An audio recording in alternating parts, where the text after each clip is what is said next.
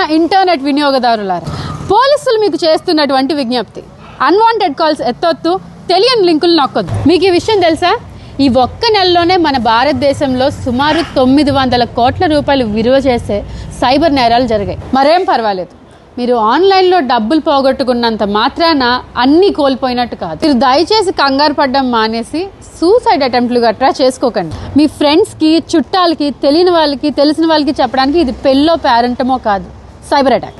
వీలైనంత తొందరగా బాధ్యతగా 1930 అనే నెంబర్కి ఫోన్ చేసి రిపోర్ట్ చేయాలి, లేదా www.cybercrime.gov.in ఈ పోర్టల్లో మీ కంప్లైంట్ని ఫైల్ చేసుకోండి. Guys, don't worry, Telangana cyber crime police is here to help.